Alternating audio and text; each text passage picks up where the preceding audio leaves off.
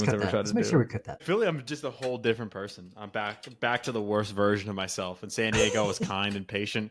In Philadelphia, I'm a menace. The worst version. Man. You're about to see a crazy switch up to the show. Yeah, I mean, Will was never sent back home to Philly. He stayed in LA, so He we did. might have to see like But see what happened to Will, man. LA ate him up. It's true. Free Will.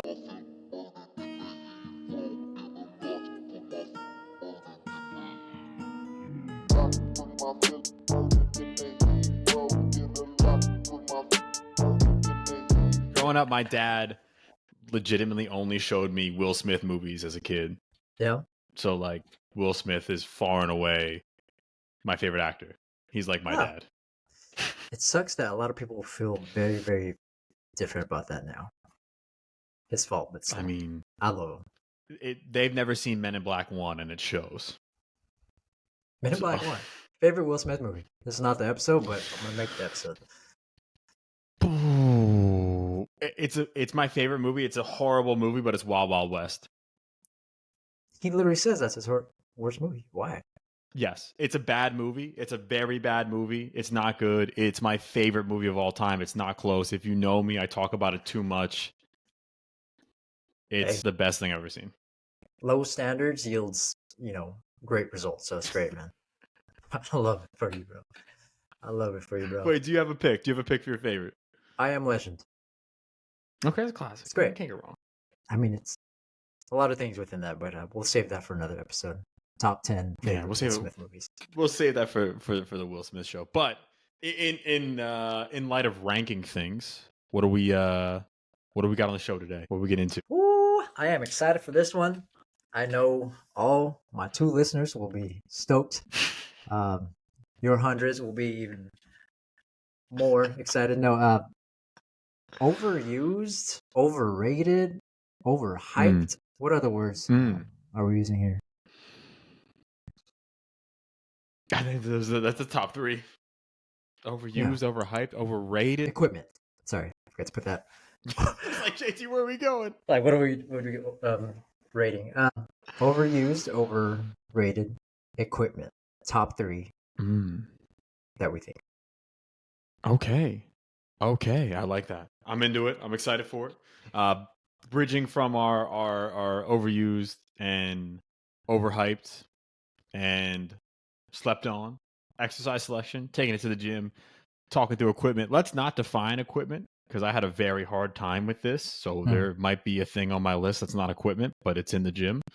So let's not define equipment for this one. Let's leave equipment ambiguous. That way we can actually have a list. Because man, I was like legitimately on, when I say researching, I mean just like scouring boards on Reddit just to look at people's opinions, which is always hilarious, and legitimately struggled to put 3 things down that I felt was overused. As I was going through it, I thought there was a lot of things that was just rated.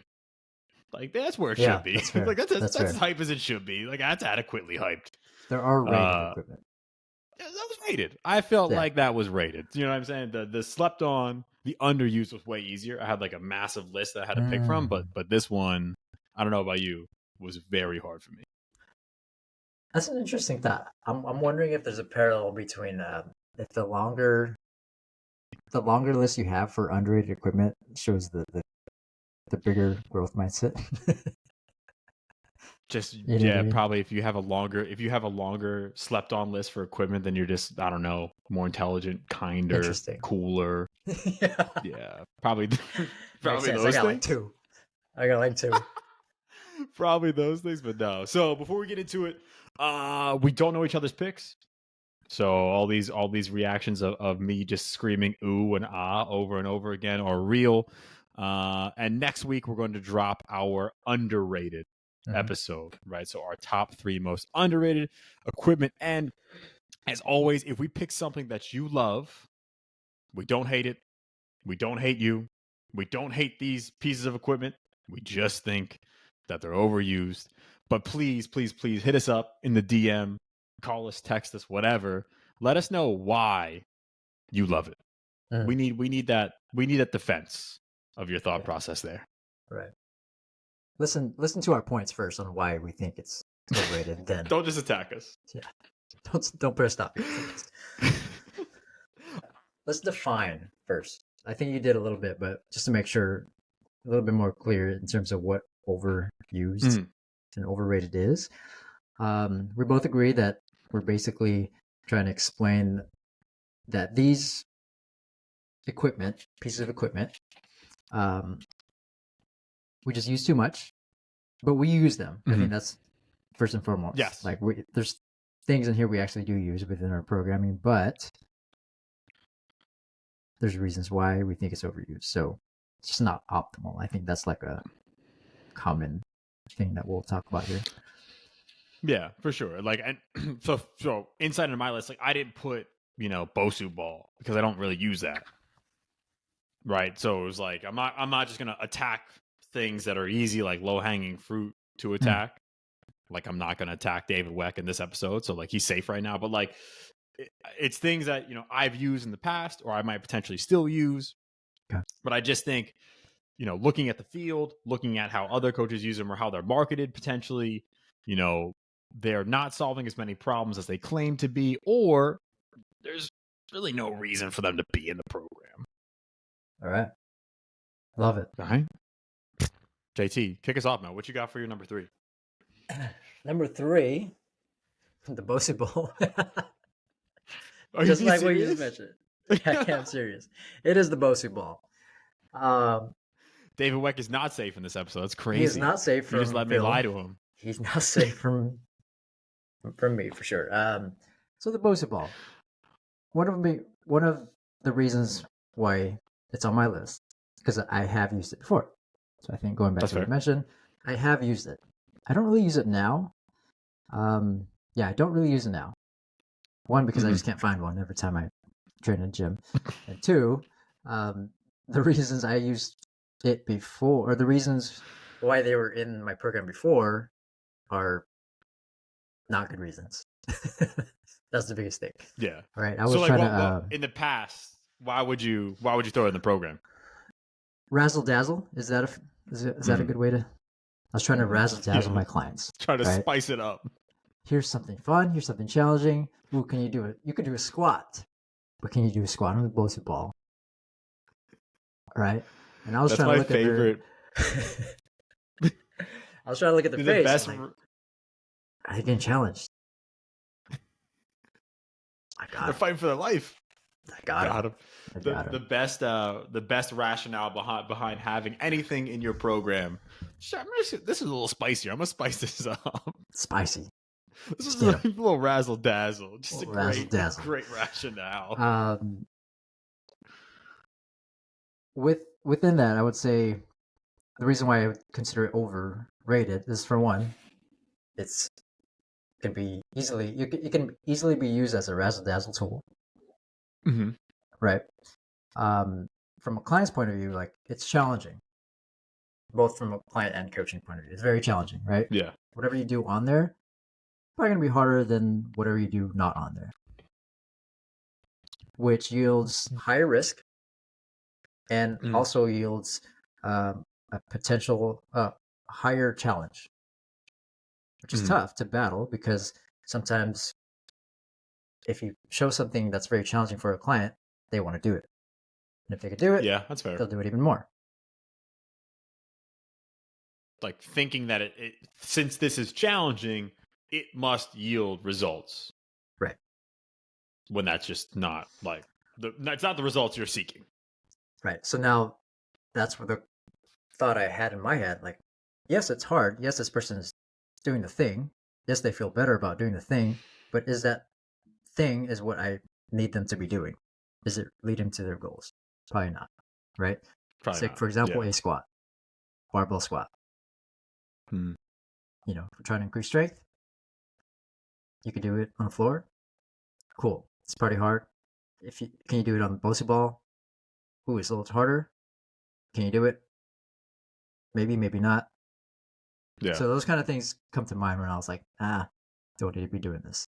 There's 1,000 other exercises. We can tag Mr. Weck on there. Mr. Weck. So it's overrated. Too many uses on the Bosu Ball. gives you a lot of likes, but also can yield a higher risk that's unnecessary. Yeah. And I will say, in your defense for choosing Bosu Ball, in training at a commercial gym for the past 3 years, no, 2.5 years, when I was in San Diego, they have Bosu balls, and people do use the hell out of them. I mean, I know that's anecdotal, but I'd be willing to bet that most commercial gyms have them, and most commercial gyms will have them being used either in boot camp classes or whatever, and then just by people who are going to the gym by themselves. Like it is, I think we can get into our own bubble as coaches, whether we're in our own private facility or if we're in a corporate fitness facility, a performance facility. But like people are using Bosu balls. Yeah. So, in your defense, Before we go to yours, I would just kind of cap it off with it's a high risk, low reward, but there are rewards. And just knowing what those rewards are would be, that would be giving you those benefits. and it depends on the rewards. Depend on who you ask. Don't ask David Yeah. Weck. All right, my number three. My number three. I'm going with, and here's where I just immediately blur the lines of what is equipment. I'm going with massage guns. Ooh, okay. Massage gun. Massage guns. Even Got me though with I that one. legitimately have one, and I used one this morning because my shoulder was hurting, and I was doing some handstand stuff. We'll get to that in another episode. But massage guns, I think they're expensive to get a good one, or you get a cheap one and they're just really shitty. And in my opinion, it's probably going to be a practically insignificant difference to just like foam rolling. Like if you were looking for some sort of soft tissue for whatever reason, whether it was to get out of pain, which is really why I do it for the most part, is for the analgesic effect and a little bit for the temporary increased range. But like, if that's why you're doing it, you're definitely going to get the same response with just like a foam roller, lacrosse ball, whatever. But then when I'm looking at how it's looked at, and then when I have like friends, family members, things like that, ask about massage guns, it's always for like the pain, the recovery aspect side of things. So it's like, for me, it's probably not, in this context, for this person, it's probably not boosting your recovery like you think it is. It's definitely not fixing anything. So if you have any sort of constant chronic pain, if you have a legitimate injury, right, it's not solving those things. So I think for me, I think it's probably overhyped is probably the best word, right? With it like being marketed. I mean, we got hyperized commercials during a football game, right? Like with how hard it's being marketed. So for me, when I look at it, I think it's it has some value. It's not as valuable as people make it out to be. I'll talk a little bit more about my thoughts on the recovery space as a whole with my my number one. It's a little teaser, Okay. but massage guns. Massage guns, my number three. I didn't think you would go that route. I like it though. I like it. No, I'm telling you, this is really hard for me. This is really. It took me like an hour to get to write the word massage gun on a piece of paper. I was just blank. Yeah. Now that you're saying that, I do see a lot of trainers as I go into other commercial gyms just use it to solve pain, right? And I think it's a step in the right direction, but it's not the last direction you can take. So I like that one a lot. I agree. And I literally have one. I literally use it. Now I only got one because I got a sweet discount on it. But like, I'm not paying full price for one. I'm not recommending people pay full price for them. Typically, how I handle these conversations with members is like, hey, if this is not a financial burden on you and you just have hella disposable income, then like, yeah, get a massage gun. Yeah, get a vibrating foam roller. Get a Normatec. Like, if you got the bread for it, then go crazy. But like, most situations aren't like that. So if it's like, hey, if it's between this and better quality food, that's a no-brainer. Like, I'm picking better quality food. Nah, it's like an easy arbitrary situation that isn't real, but like just saying it's low on the total poll for me from a recovery standpoint. I like it. I'm with it. I just used mine right before the show too. So it's, you know what I'm saying? Yeah. If you got it, you can use it. I'm not gonna hate on you for it. So we're on number two. I like it. Number two. Give it to me. All right. Mini bands. Oh, I Mini had this bands. down and then I took it off. Okay, great. Go off, So King. mini bands, the ones that go around your knees, and that's the best way I can describe it. um, so in the beginning of my career, it's literally in every warm up I've ever delivered, Mm-hmm. right? For glute activation. Let's activate the glutes. Mm-hmm. Um, so similar to how I found the Bosu ball, actually not similar. The reason why I had the Bosu ball in my program was for a certain intent. The intent that I had for having mini bands um, has that intent has been tossed out too, right? So if I was Mm-hmm. razzle dazzling with a Bosu ball, if I was activating the glutes with the mini band, I was like, no, we're not doing that. Yeah. So I think the usage of it has been overhyped in the thought of activating the glutes or growing glutes or activating the Mm-hmm. hips or all Mm-hmm. these things of what you're feeling in your glutes, right? So I can Yeah. still activate hips and glutes in other ways, other methods without the mini bands. Mm-hmm. What I've seen in the industry is the usage of mini bands as the thing to use to Mm-hmm. activate glutes, activate your glutes, grow your glutes, and all things in between. Yeah. Yeah. Um, I think I'm just attacking the booty influencers here. That's really the avatar that I'm really speaking to. Um, I was worried you were going a different direction. I was like, bro, you better chill out. You better get fired. you know what I mean? um, Yeah, I'm not gonna go there. I 1000% though. Yeah, I'm with you. Mini bands. I had that down on my paper. That's a great choice. Great rationale behind it. For me, it comes down to muscle function versus muscle action. Mm-hmm. This is something the good folks over at Prescript talk about. I'm in the process of actually going through the Prescript level 1 right now, and it's been fun. But um, basically, look at the glute med, right? The action, like what the glute med can do, is abduct the hip, right, or abduct the femur. But like looking at what the function is when you're walking, running, lifting, it's going to be proximal hip stability. It's going to be, can I stabilize the pelvis when I'm moving, Mm-hmm. right? So we train the action, right, or want to warm up the action, when in reality, like you said, I'm getting it by just doing the function, Mm-hmm. right? Like I'm using my glutes when I'm, squatting, lunging, whatever. And yeah, we can put ourselves in positions to feel it better. Yeah, we can put ourselves in positions to use the glutes more, but we don't need a mini band to do that. So I think that's very, Yeah. very well said. So I still Our use it boy, as a way to for intent. Sorry to cut you off, but I use it there you for the intent for feedback. Like, mm-hmm. if I need somebody to keep their knees in a certain position, I would use that as feedback, right? Mm-hmm. I think the problem now is why it's overused. It makes you feel, it makes you feel alive, right? You feel your glutes. You put your knee in Yeah, out about 20 times. Oh shoot, my hips burn, things right? And burning. Yeah, that'll kind of um, give a misconception of like what you said, like the muscle action versus muscle function. So yeah.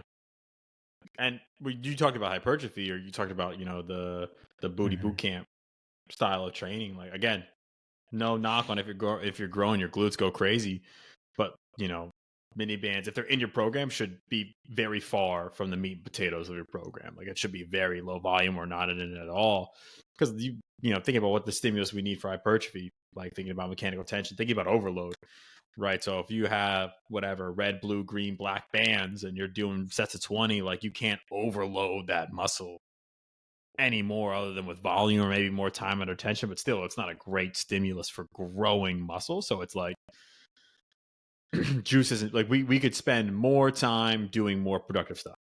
mhm. I think that might be the essentially the summation of everything. Yeah, Our time that's is better fair. spent elsewhere. That's fair. There's benefits here, but Yeah. very low benefits. So you can get those benefits elsewhere in other ways. Right. And there's times when we use this stuff, but most of the time we're not, because our time is better spent elsewhere. Yeah. What's your number two? Number two, this is one that I think I should put these down in order. One I have used in the past, but I have not used in a very, very, very long time, and that is battle ropes. Ooh, Yeah, you okay. forgot about those, didn't you? No, I didn't, but I want to hear your, your thoughts here. I mean, what are we even doing? What are we even training? What are we doing? Why? What are we even doing? I know people don't use them a lot. But the fact that they're even a thing, looking back on it retroactively, is kind of crazy to me. They're the ultimate get tired device. Like that is, in my opinion, from like from like an optimal standpoint, like that is their function, just to make you really tired. And they do that for like no reward. I Hmm. guess they don't generate a ton of fatigue, which is fine. But for me, they're bad at a bunch of stuff. Right, they're a bad stimulus for hypertrophy, similar to mini bands. They're a bad stimulus for ESD, depending on what you do. So if you do those big like overhead like medicine ball type slam ones, then you possibly could your output could possibly be high enough that you could do some higher intensity like alactic work. But use a medicine ball. Don't use the battle ropes. Um, they're fine for local muscle endurance, but like, why? Why would you do that? Like, why would you Hmm. target local muscle endurance of the delts and the traps? I don't know. Hmm. And if you wanted to, there's probably better ways than battle ropes. So for me, I think they're pretty pointless, and Interesting. our time is better spent elsewhere. This one, I actually won't disagree, but I'm not You can disagree. categorizing. No, I'm not categorizing this one as overrated. I like your points. Personally, I use them. I use them. Mm-hmm. That's interesting points with what you mentioned with general endurance and ESD. I use them a Mm-hmm. lot with a lot of my clients who have had like ankle injuries or just things that they can't really For do sure. with their lower body. So that's the benefits there, right? There's other Yeah. ways to do it. Um, I like it though. I like the call out on the battle ropes because I do see a lot of overused ways to do it, right? Lunges, the the ropes, and exercise. Insert Not the exercise lunges.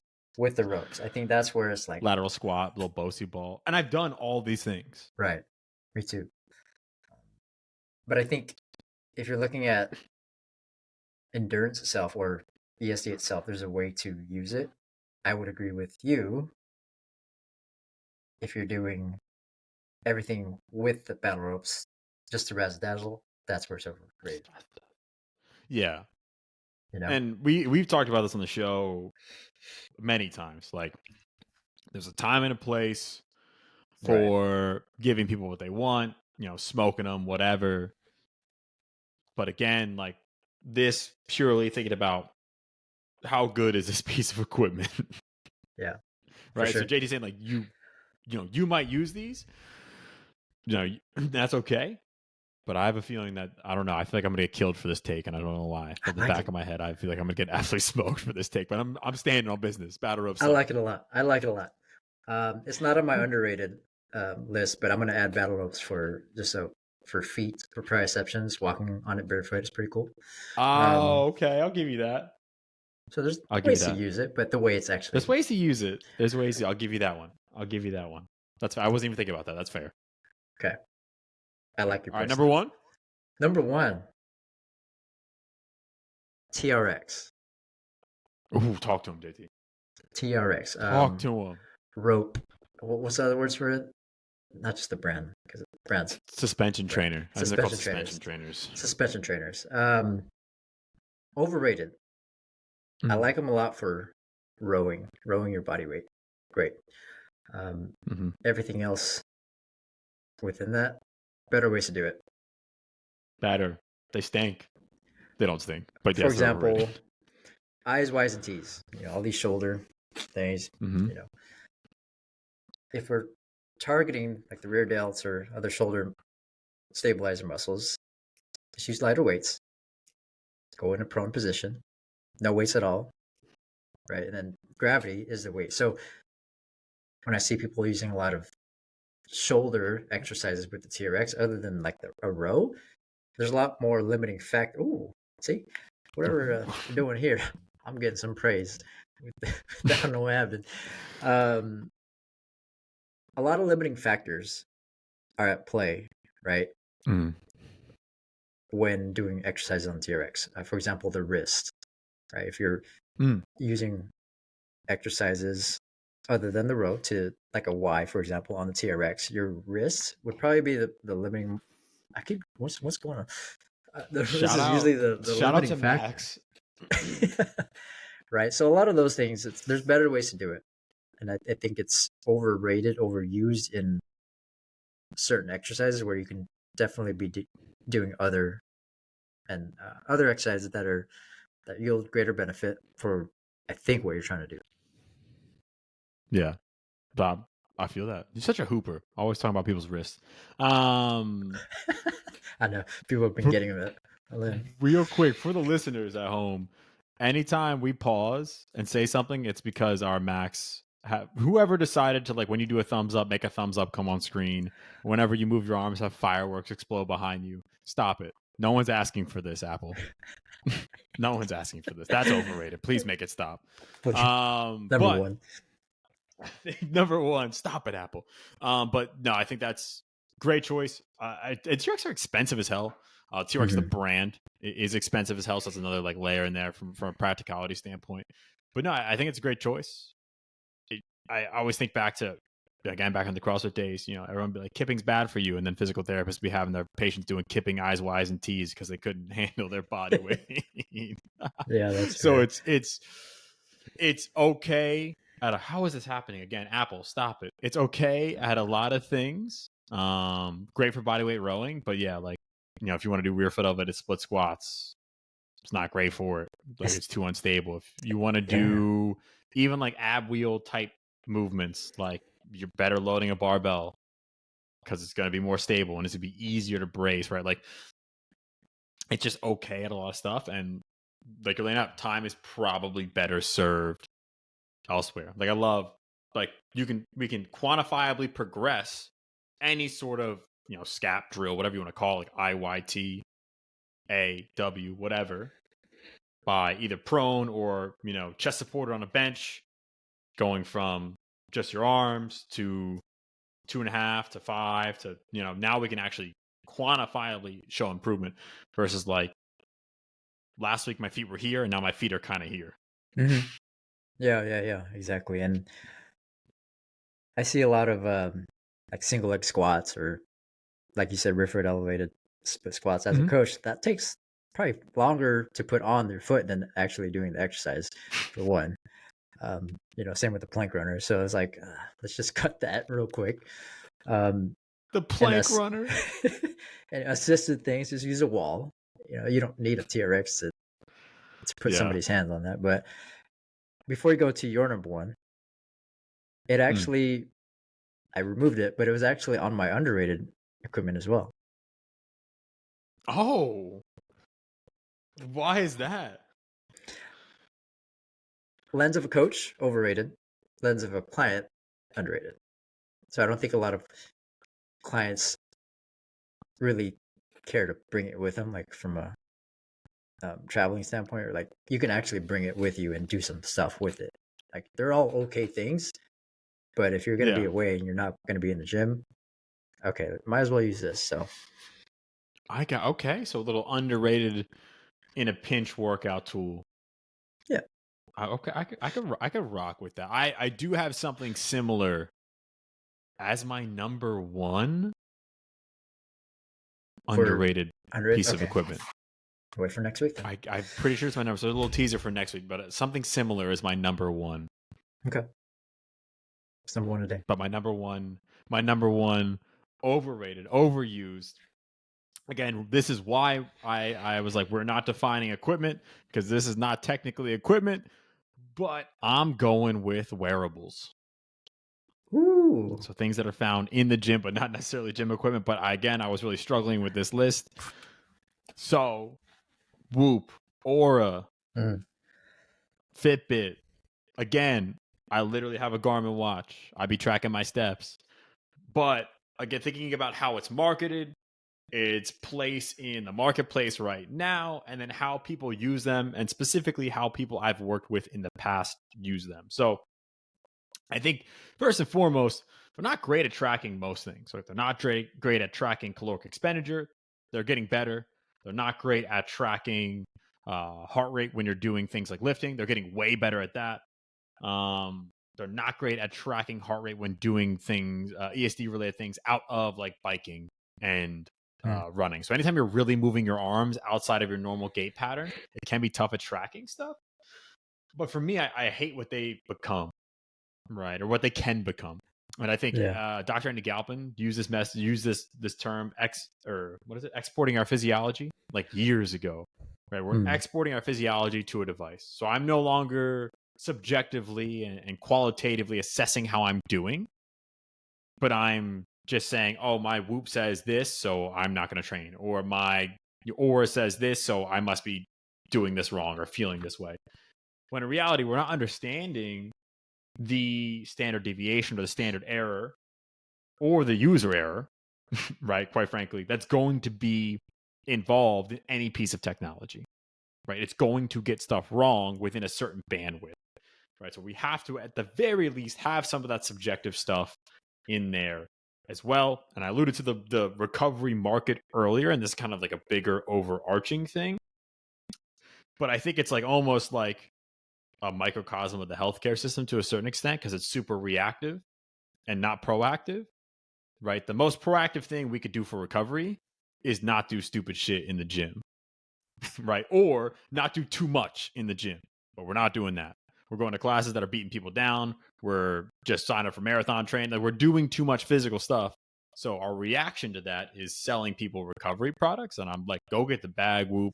Go get the bag, or I'm never going to hate on someone for getting paid. But like the better avenue would be like, let's just train a little more intelligently and progress a little bit more intelligently, and maybe we don't need all these things. So for me, again, not that there's no merit, I've never used Whoop, I've never used Aura, but I think they're probably a little overrated in my opinion. Would you say that it's doing more harm than good? I wouldn't say that like inherently. It can. I know people, I've heard people say that. I don't think for everyone it does that. Like I know people who use it as a great tool and who kind of reference it and like tracking stuff. I think it can do more harm than good, but most of the time it's probably just unnecessary metrics. You know, like you don't need all that. Like if you're just working out, but some people love it, right? And I'm not going to front on people for if that's your thing and you love it. That's great. And it's not, you know, from a psychological standpoint, like you're still tapped into how you're feeling, and you're not letting it, you know, run your life. By all means, go crazy, but I just think it's generally unnecessary.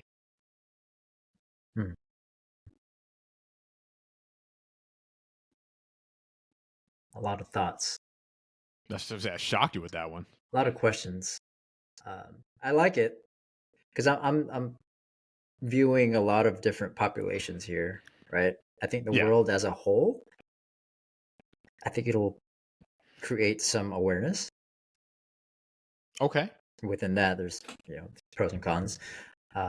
Within our gym space, like the people that you mentioned, the people who work out too much, probably not for you. Yeah. When the people who like are just not aware at all that do work out, probably has some benefit to it. So interesting thought. Interesting thoughts. Yeah. I like and that's a good point. Like, again, not that they can't be helpful for certain populations. They definitely can be helpful. They are doing good work. They are doing interesting research. Yeah. But I'd say on the whole, I think my favorite quote from our boy Jim, who I am faster than. He said, I don't need a piece of technology, or I don't need a $200 piece of technology to tell me that I'm going to feel like shit after I drink 10 beers. That's true. It's like That's fair. true. That's true. Huh. Okay, I like it.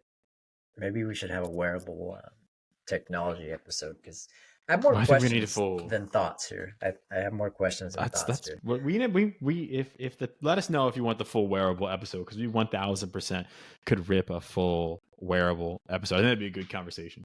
Yeah. Talking about all aspects in the future of wearables because they're not going anywhere. Not anytime soon. Right. Because before we kind of close this out, a question or the thought that I have in my mind is the harm that it does as harmful as we think? You know, outside of the whole mental aspect of what it can induce. But again, more questions than thoughts here. More questions. We'll talk about that in another episode. I like it. See, this is why we do one. this because now I'm thinking about it. Now I'm thinking about it too. That's why. So hopefully for y'all listening, this didn't just stimulate anger, but it also stimulated a little bit of thought into the things that you're doing, or even just into these specific things that we mentioned. And if they're in your program, or even if they're not in your program, you're thinking about it a little bit more. Yeah. Call to action. What do they got to do, Phil? What do we want to do? I think try to come up with your own list. Or even just looking at your own program. Again, we always talk about uncovering your biases, whether it's you yourself going through this or you asking another coach who you work with to help you through this. But now looking at what you're doing, and is there anything in your program that might be overused or unnecessary, right? And why that is, right? Is it something that, your time's probably better served elsewhere? Is it something that the risk reward ratio for you and your personal philosophy might be misaligned? And that's okay. Like your list is going to be different from our list. I think the biggest thing here, though, is when you're going through an exercise like this, is just having a sound rationale. And with that, like being open to changing that. Like if someone came to me and showed me a bunch of research on battle ropes tomorrow, how great it is for whatever cardiac output, for hypertrophy, whatever, I'd be like, well, shit, sign me up. Battle ropes going to the gym right now. You know what I mean? So I think like we're not married to these opinions. These are all based on either the best available research or our personal experience with them. And I think hopefully coaches can handle their opinions on their overused equipment the same. Yeah. Yeah, you don't have to agree with us with any of the things that we said, but I think the point of it is looking at your program, are there things in there that belong there for the intent of your client, right? Your client wants X. Does your program deliver X? Right. So I think that's a way for me to really look at things and exercises and equipment. Right. How do we make sure the exercise that we use are really placed for the intent of my clients? Yeah. No, 1000%. 1000%. All right. And just like we said, come back next week. We're going to go with our underused. That's slept on stuff. More positive. More positive. Come back for the positivity. JT, where can people find you? CoachJT.mp3 on Instagram and also Threads. I've been on there as of late, so you're popping off on Threads, bro. You've been popping off like crazy. Been thinking too much, so you've been threading. What's that called? Knitting. I think that's what they refer it to. Yeah, for sure. 100%. Get your knit on, King. You can find me on IG at Nashville. You can find the show on IG and YouTube at Pushin Performance with no G. As always, if you love the show, please show love how you supposed to. Share this with a friend, a colleague, anyone you think could level up their coaching game. Leave us a 5-star rating and a review on whatever podcast platform you're rocking with. And hopefully catch you all next week for our underused equipment for a little dose of positivity. Dose of positivity. Later.